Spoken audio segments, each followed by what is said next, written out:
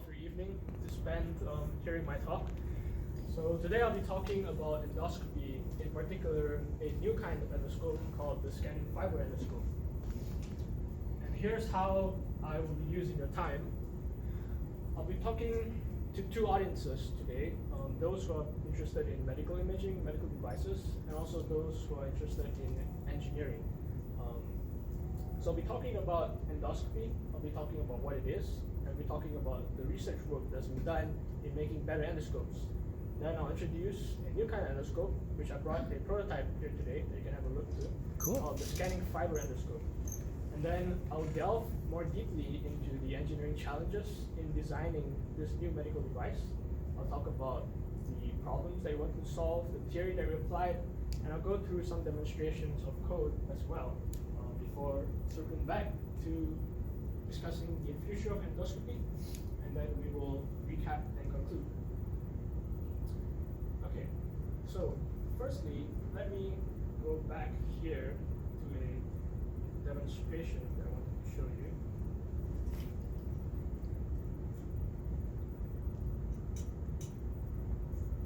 Second.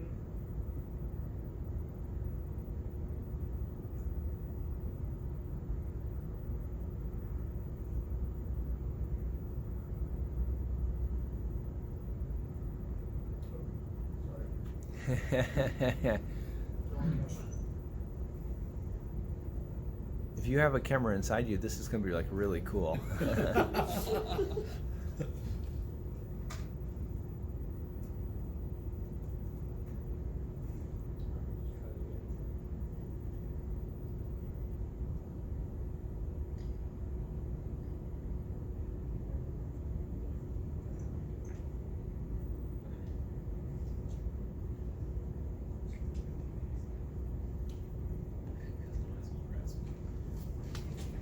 Sign in.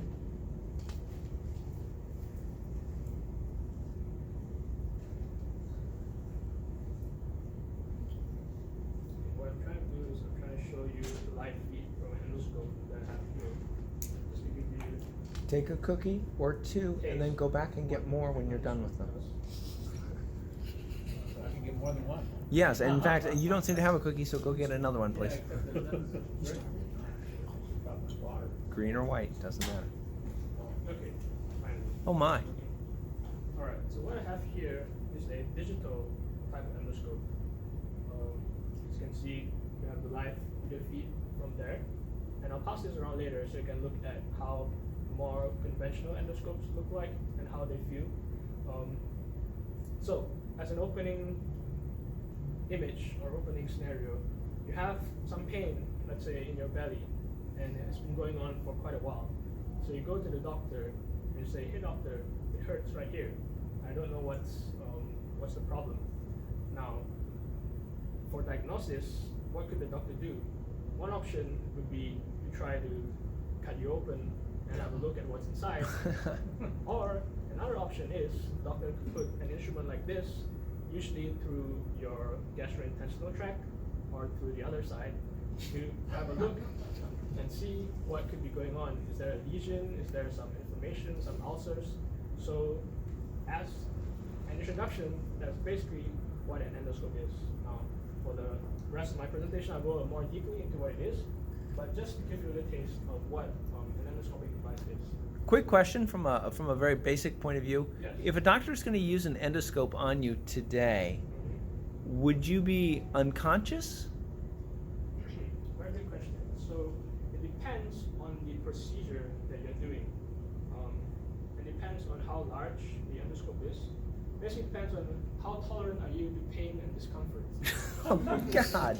So I'm gonna pass this around. Now imagine this going through your body as the doctor looks around inside of you. And is this a regular endoscope that we're seeing here, or like a traditional, like I could get if I was a This is doctor? something that you could get off eBay. So this is not a medical endoscope, but it has very similar components in that it has a camera detector at the tip, and it has LED illumination at the tip. So medical endoscopes are more complex than this, but in general, the size and the operating functions of certain classes of endoscopes are similar to that one. That's what they would be putting inside of you. Yes. Okay. Yes. So usually you're sedated. Usually either you're unconscious or you're made numb, just because of it's not very pleasant to have something probing inside of you. Gotcha. Okay. All right. So let me go back to my presentation.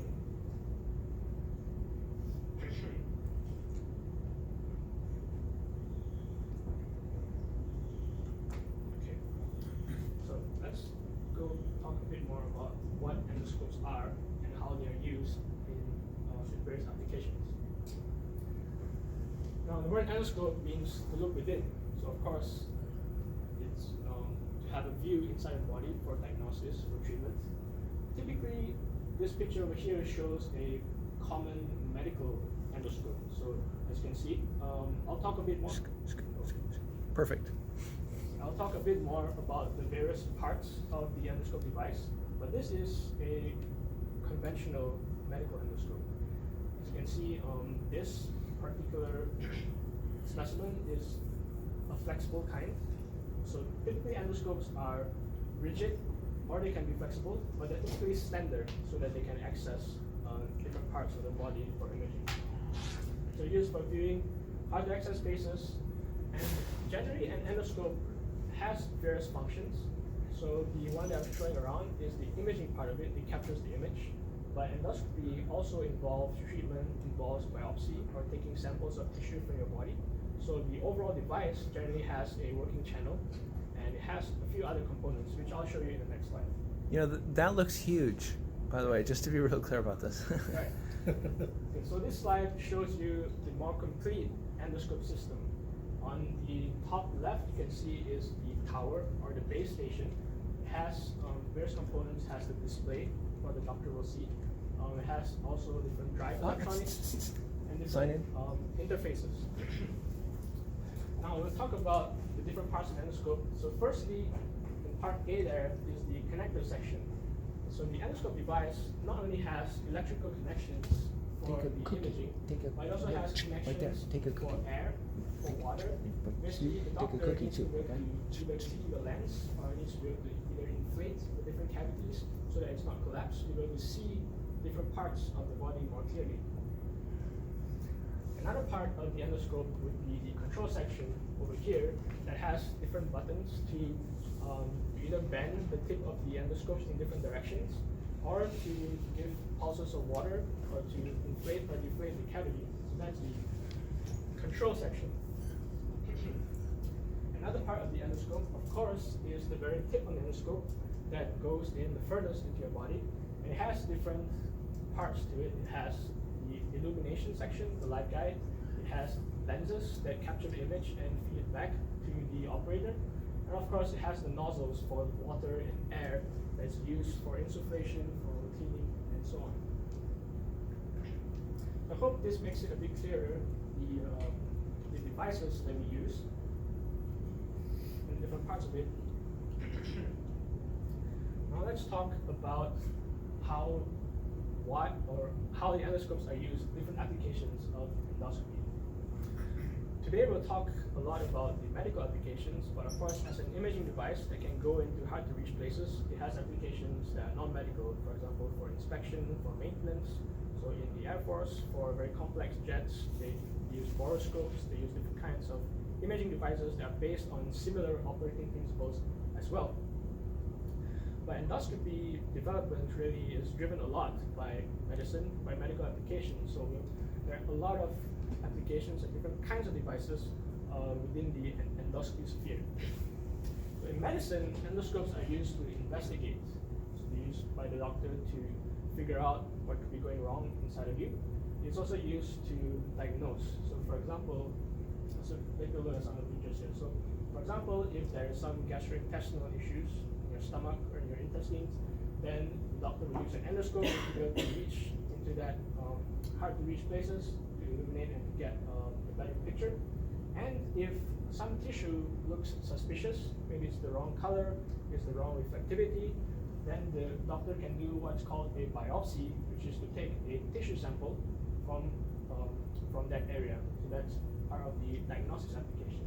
So as you can see here, recall in the last slide we talked about the distal end of the endoscope, and it has different parts. So now you can see that there's a a subcomponent or a device that's been fed through the endoscope and is being used to now collect a tissue sample and retrieve it back for lab work.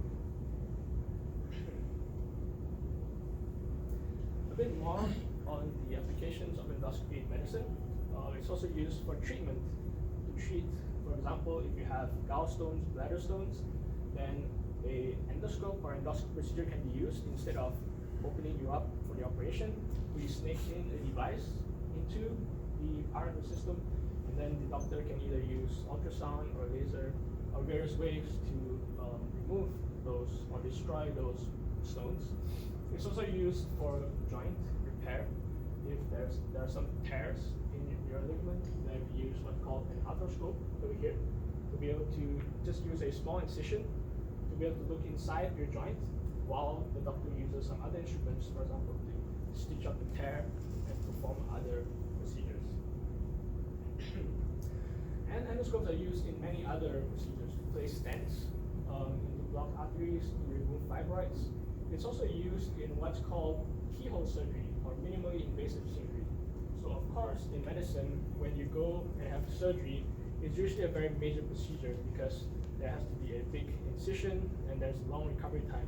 So what medicine is moving towards is what's called minimally invasive therapy or minimally invasive surgery, where we make small cuts, we put in these little devices so that now the wound is much smaller and it takes and it heals faster and recover more quickly.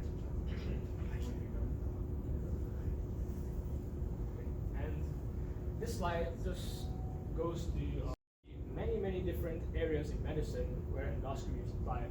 As you can see, just about every part of the body, there is a specific procedure or specific devices that are designed to tackle diseases or conditions in that part of the body. In short, endoscopy is very widely used in medicine. It's very important in modern medicine.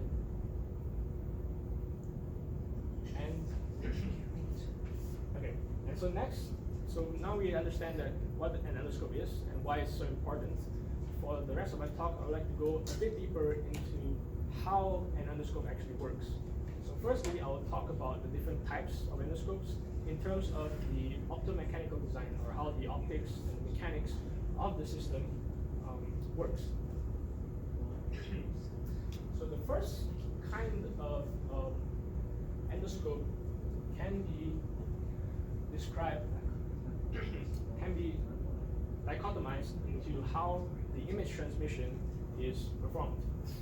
On the top left here, you can see some diagrams of rigid endoscopes that function using tube lenses. Sorry. So the principle of operation is that you have a series of lenses that are arranged in series, and you line them up so that you have a rather long device that can reach into hard to reach areas, and then you have the image that is then formed from the distal end, is formed at the proximal end at the eyepiece. And so we have the first type, rigid type of endoscopes using tube lenses. Now, if you want to be able to reach deeper parts in the body, for example, to different parts of the intestinal tract, of course, these are curved regions of the body, and your rigid endoscope with tube lenses would have difficulty reaching those parts without causing too much pain or discomfort. That's why flexible endoscopes were invented.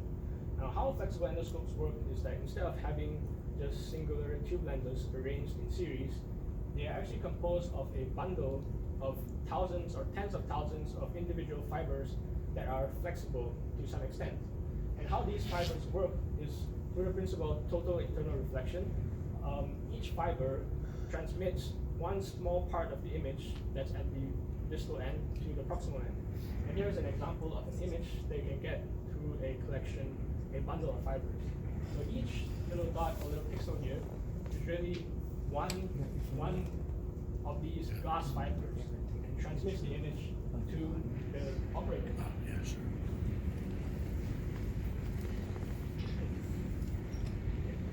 another way that endoscopes can be classified is how the image reception happens. So before I talked about how the image is transmitted, either using a collection of tube lenses or using a bundle of optical fibers. Now, for example, in this image here, the image is presented in an eyepiece. So the doctor would then put his eye to sort of the microscope objective, and he or she would then inspect the image. More modern devices instead use a camera detector, a camera chip, for example, a CCD or a CMOS detector, at the tip or at the end of the collection of lenses or the bundle of optical fibers. And the image is digitized and projected, for example, into a computer screen. So here is just some diagrams to show how, because a camera detector typically, the silicon itself does not differentiate between different colors. So we have to use different kinds of color filters, for example, layer filters or sequential color filters to differentiate between the colors.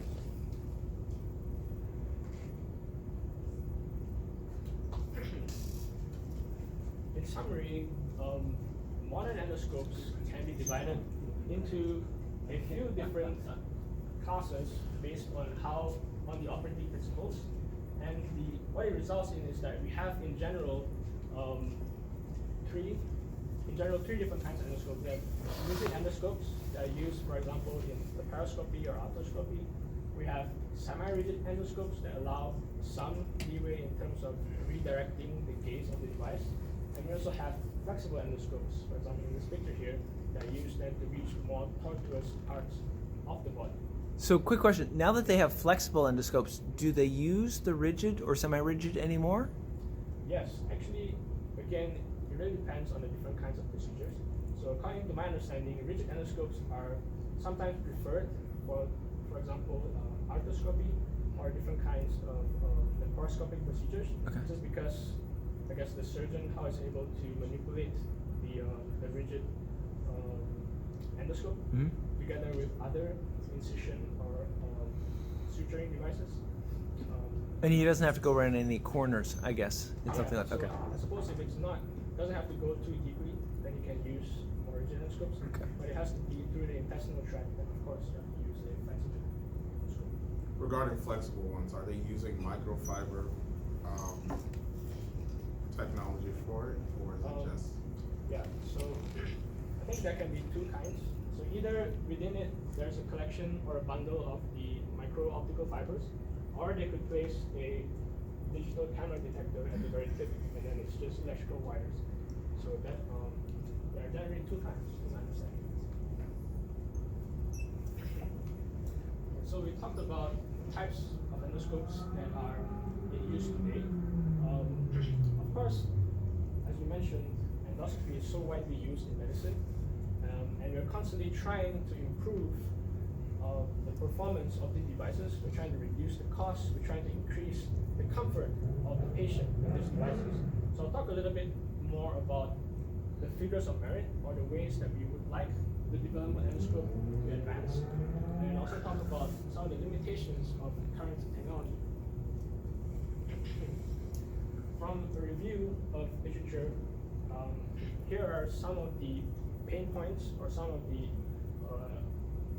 directions of improvement that physicians and practitioners have cited in terms of endoscopy practice. So we would like higher diagnostic accuracy with endoscopes, and this can be achieved through, for example, easier articulation or better performance, sharper images, more distinctive images of the body. We would like lower complication rates. With endoscopy, even though it seems like not a very painful or not a very invasive procedure, complications do arise quite often from the sedation requirement, because the patient needs to be put under for their comfort, and that increases not just the cost but also the risk of complications from sedation. We also would like to increase the economic viability of this procedure. So we like more people to have access to medicine, to preventive care, but because of the requirement often for sedation and the anesthetics and the procedure itself that's very costly and it adds actually a significant amount to the cost of an endoscopic procedure. Also, in terms of complications, there is a risk of perforation. So if the device is too rigid and it goes into parts of the body where some mistake is performed, then it could perforate parts of the body and cause infections and so on. A few other things, of course, we would like to reduce the pain and discomfort caused or that occurs during the operation, and this can be achieved by having a smaller diameter device. Also, we can increase or we can hasten the learning curve for endoscopy if it's easier to operate, and can increase the scalability of the device, meaning we can have the endoscope operate in more parts of the body with more procedures. If we have better accessories for the device, and if we can reduce the requirement for sedation so that we don't need too many medical operators working on the patient. I would like to highlight that with all these figures of merit, there are some overlap in terms of where we want endoscopy technology to advance. A number of areas can benefit from reduced diameter of the device. For example, in reducing complications. So if the device were much smaller, then the potential for trauma or impact in unwanted impact in the body is reduced. Of course, pain, discomfort can reduce, and the risk of perforation can also be reduced.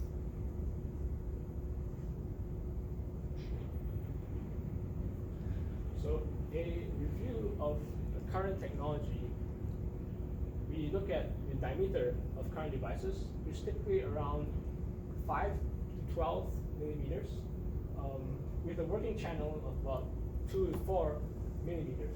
So what this means is that the overall device is around 5 millimeter, and then the channel, remember the endoscope is composed of the illumination. Illumination is composed of the channels that the water and air is put through.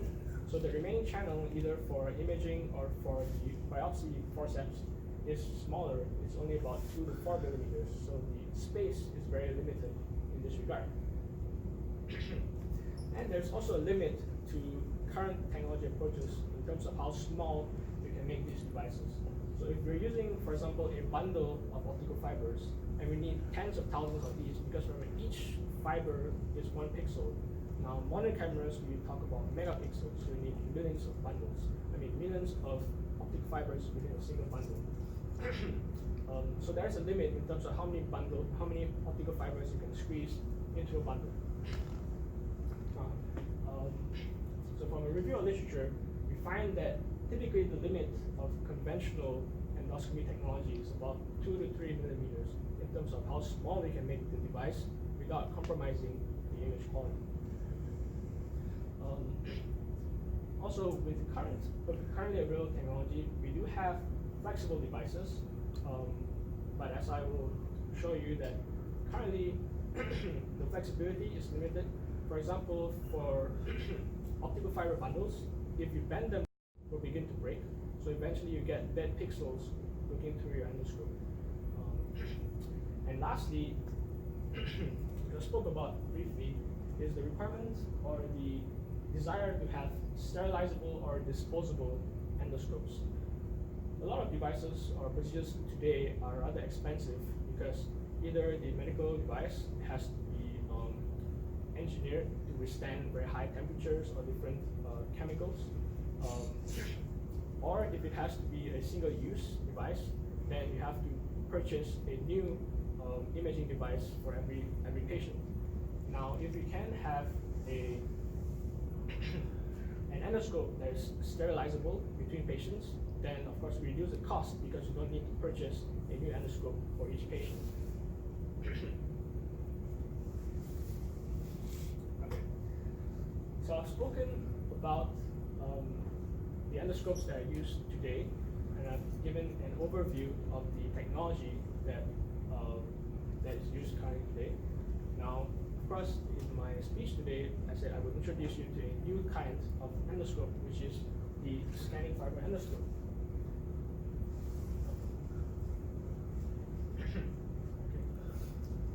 I'll pass around the room.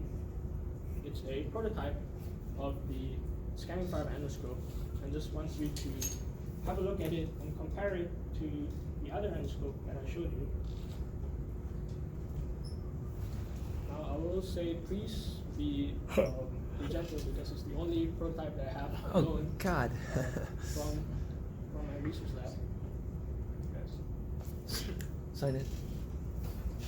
So this is the Scanning Fiber Endoscope, and over here at the very end is the distal end of the endoscope.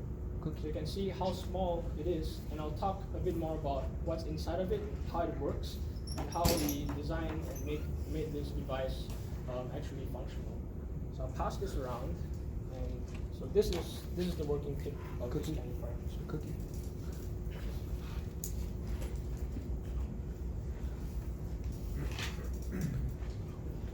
I'll just put the other endoscope together in a box for comparison. So effectively, a scanning fiber endoscope really looks like a little piece of wire, Yes. right? I mean, effectively, so now you have a little piece of wire that you would manipulate inside. So I mean, that's a significant reduction in. Okay. Yeah, so it is basically, I'll talk more about the operating principle, but it's basically just one. Whereas before you had a bundle of 10,000 fibers, now you just have one fiber and you vibrate it. Now, I apologize, and I don't want to steal your thunder, but Yeah. the larger variety had the ability to take tissue samples with like a claw or something like that.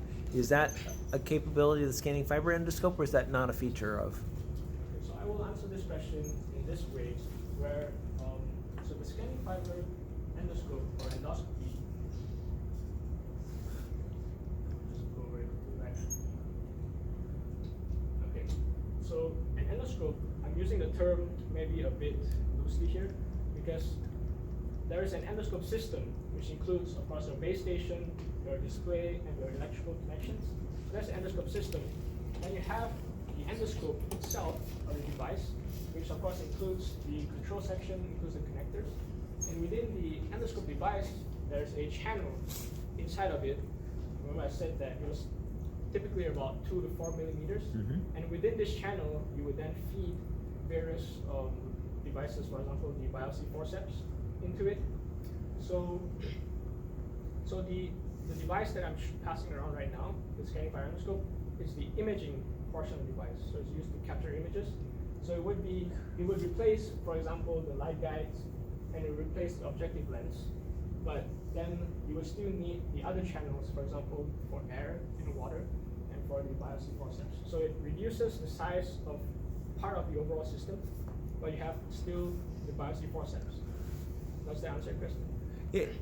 Yeah, I apologize, and once again, I'm slower than the other kids sometimes. So does that mean that I would use your scanning endoscope in conjunction with the other ones, so thus there's a larger tube that my scanning will be worked into? So it and a sample collector and the water and the air, does it all have to be tied together? Thus, I'm once again going from the single little piece of fiber, now it just got bigger again? Is that a correct understanding? Yes, I would say it depends. So Okay. if what the doctor wants to do is just look inside of you, is just to diagnose, Okay. then he or she would just use the Fiber. scanning fiber. So Okay. it'd be very small, right? But if, let's say, after the doctors identified some suspicious tissue, then he or she would then want to do a biopsy. Now we'll use a different component, which would potentially be larger. But the scanning fiber endoscope or new cancer endoscopes, they reduce the size of the imaging part of the overall device. Okay.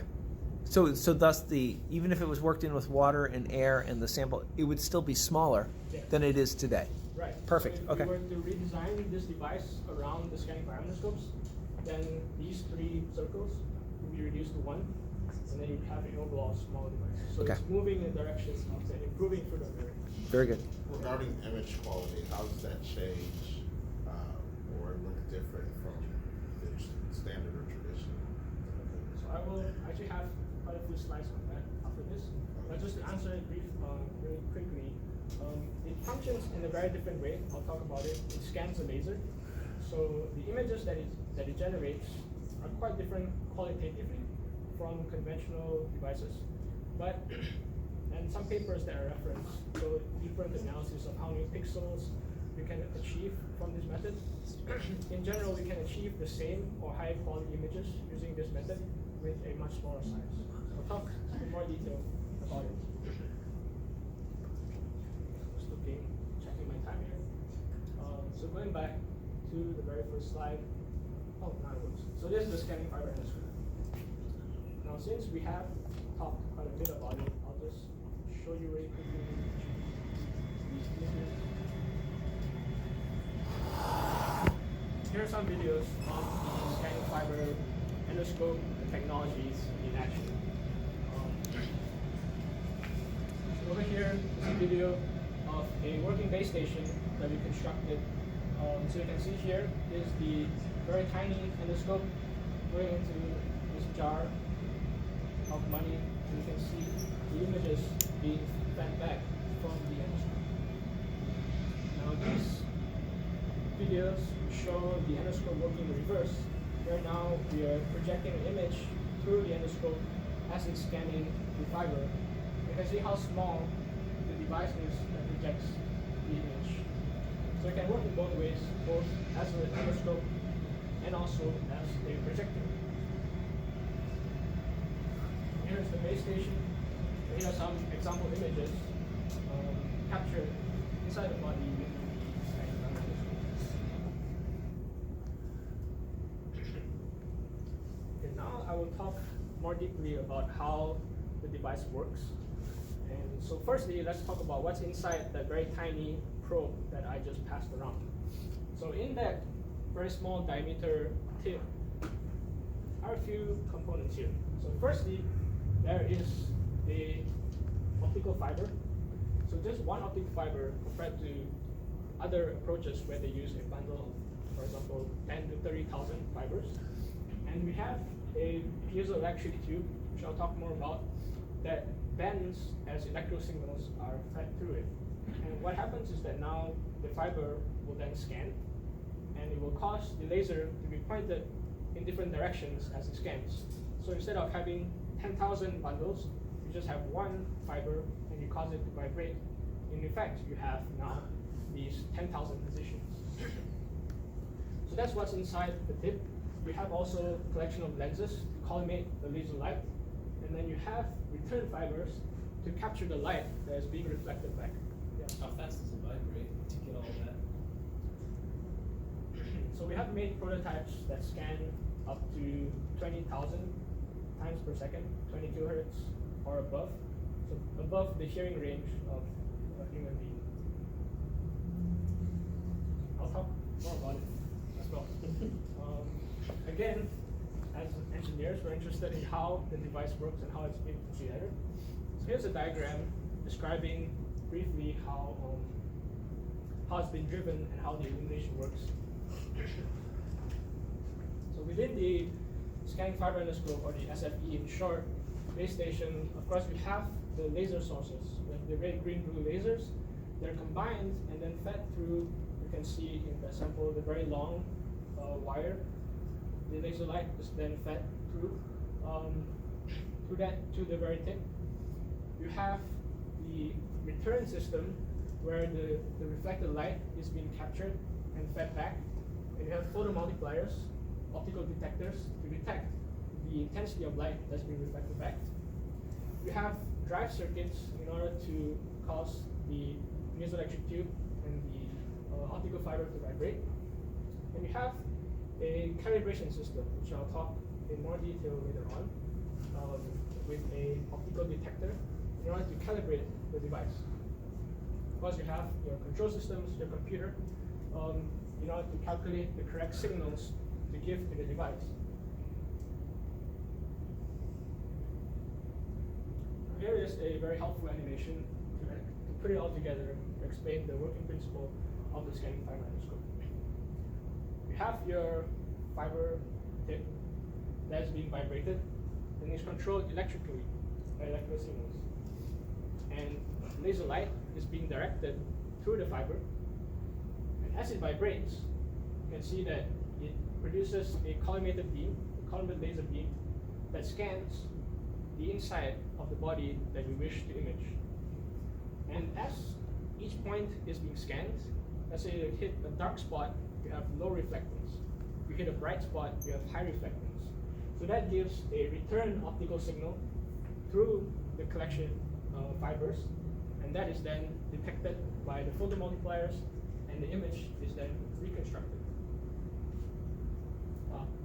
I just have a question. Yes. So you're saying that the laser, as it vibrates, it creates this point, light, Yes. light in the vibration. What little optical diodes Yes. are then pick up the reflected light, Yes. and the controller knows where the laser guide is supposed to be. Yes. So the optical fibers that capture the light doesn't have to be anything other than just light sensors. Yes, that's right. Yeah. So Very good. what the endoscope is made Yeah, of yeah, is yeah. very simple. Yeah, yeah. So it's just optical fibers, electrical wires, and you're just reading the signals and reconstructing the Right, image. yeah. Yeah. So as you were speaking, I was trying to pull up something that will explain it a bit more, hopefully. So let me close this out for now.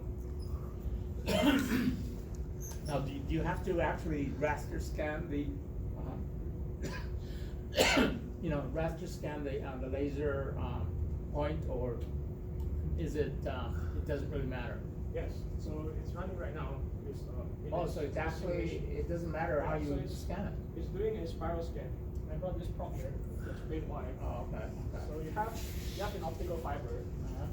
and it really depends on. I'll talk more about the mechanics or dynamics of the system. So with the cantilever, if you have about equal or isotropic material properties, it's much easier.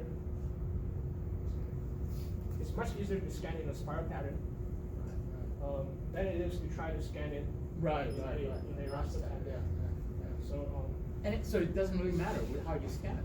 yeah, as long as you know what it's doing. Yeah, as long as you know what I'll talk you're more doing. about That's right, It's that's actually right, that's more right. possible in country. So is it like, Very good. kind of like each time it spirals out, it's taking like more Yeah, pictures? right. So this is what I'm trying to Yeah. show with this animation Yeah. here, is that you have the laser spot, and it's hitting different parts of what you want to image, and the light is being reflected back. So now you have your endoscope device here that's saying, okay, I'm reading like blue 55, blue 100, and I'm reconstructing the image pixel by pixel as I go. So that's what it shows here. Is that So very, that's why you Could need a illustrate the calibrator photo also, again right? To, Go ahead, sorry. Okay, so what I want to show with this other demonstration is that because it works so differently from other cameras, you can actually perform very high definition zoom or microscopy just by scanning it in a smaller circle. Right, right, of See course. what it's doing now is that it's scanning in a smaller circle, Sure, sure. but you're reconstructing it with the same definition or the same resolution, and you can see that it's performing a mechanical zoom instead of a digital optical zoom. Very good, good. So that's one of the differences or the advantages of the scanning fiber endoscope. so how does that improve the image quality? Because I'm kind of viewing it more of like it's almost like a huge like light display of small little dots, Yeah. but it's just I don't know how that improves. You can make it as much as you want. Yeah. Yeah, it really depends on what's Yeah. called the diffraction limit. So it depends on how well you design the lens. Yeah. If you can make the spot very, very small, Right. then you can image very, very small. Yeah, it depends on the lens. That's details. right. Mm. Yeah. do you have to be closer to the subject to get higher details, or just like back off to like scan further and then closer, or does the distance not matter? So, very good question. I'll answer this question and Oh. I'll have to move on. So it depends on a few things. Firstly is, like I mentioned, how small you can make the laser dot. So that's a question of how well collimated or how well focused you can make the dot. So Right. that's a question of how well you design the optical lens. And also, of course, if you're too far away, how well you can focus the light to a point that's far away. There are challenges, physical limitations to that. And also, because of how it functions, it's gathering back reflected light. Again, if you're too far away, then you don't know where the light is coming from. Right? But if you're closer, then you know that, okay, I'm receiving high intensity and it's probably coming from where I'm pointing the laser. So it works a lot better in inside the body cavities where there's no other light sources. They're coming back to the device. That makes Well, sense. you mentioned that you use 3 lasers, red, blue, and green. Yes, if you want Okay. full color, you can also Oh, use okay. just one if you don't, you don't want Okay, to have. but now my understanding is that red, blue, and green, the diffraction coefficients through the lens is slightly different. That's true. Yeah. So how do you take care of that? Yes. So as you saw in the diagram, again, I'm not an optical designer, but my understanding is that the lens design is non-trivial because you need to be achromatic if you want the same spot. But it does help if it's a laser source because you only need 3 wavelengths Right, to right. design for optimized. That's true. Right. Okay, so real quickly, just one more slide to show you or introduce the device. So what I'm going to show you is real life video captured through the endoscope of the cystic duct, which I had to look up what the cystic duct is.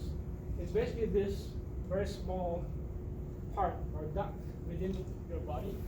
So we're going to zoom in a little bit to see where it is.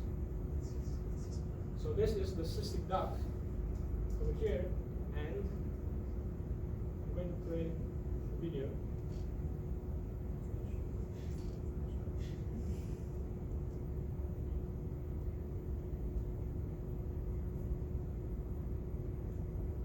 Of the scanning fiber endoscope going into that very hard to reach, very small cavity within the body.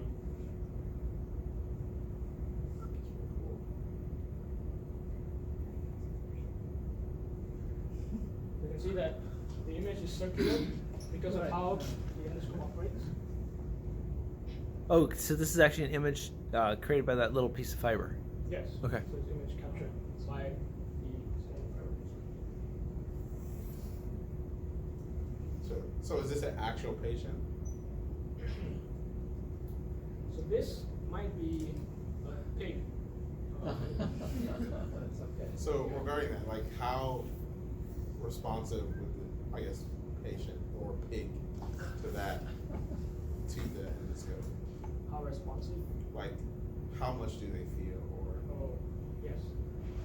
So I will say that this is still a device under research. So it's not been FDA approved to be used in patients currently. So we don't have data from actual patients in terms of how they feel. I think there might be small studies on the endoscopes. So I can't tell you like how a patient has felt with the endoscope, but I can tell you based on how the device is much smaller, much more flexible, that we project or we believe that it will be much more comfortable, and the patient may need much less sedation and so on. So that's why we are developing it to be this small.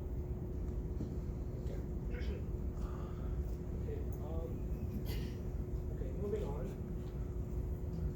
Now, I mentioned that I'll talk both about the medical aspects of the device and also the engineering aspects. So I've introduced endoscopy, I've talked about this new kind of endoscope, the scanning fiber endoscope, and I've talked briefly about how it works and showed you some videos of the endoscope in action.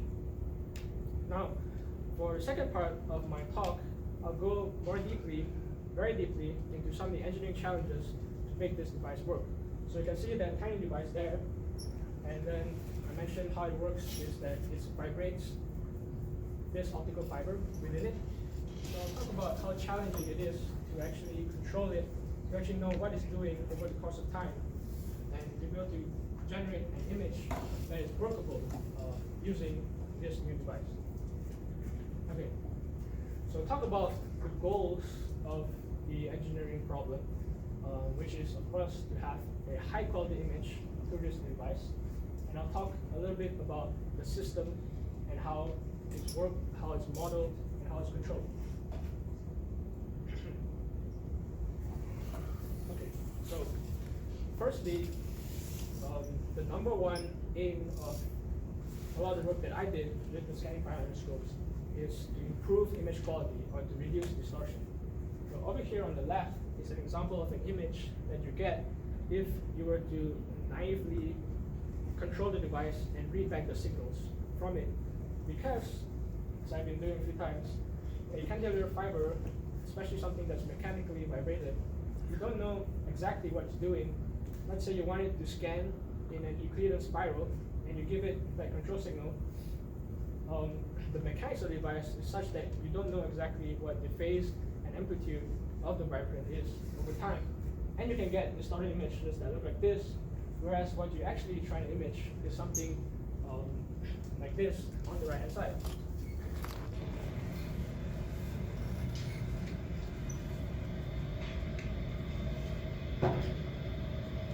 So with imaging devices, what we usually do when we want to have a good image is to perform calibration. So this video shows how the device was calibrated before, which is to put the endoscope probe into this chamber where there are optical detectors. And what the optical detector will do is that it will record exactly the pattern that it's scanning at, and then use the recorded pattern to correct for the image that was distorted. There are a few problems with trying to use this approach. Firstly, if you're in an operating procedure, in a surgical procedure, you need the device to be very clean. It needs to be sterile. So if you're performing a procedure and the endoscope starts being distorted, you can't put it into a chamber that is non-sterile and then put it back into the body. That would cause infection. That's not what you want to do. Secondly, you could try to manually perform corrections to the drive signals. But as you can see in this example here, there are a lot of parameters to control in terms of how you scan the device. So the main point is that we like to have a very sharp image, but we need a way to calibrate it without without making it unsterile.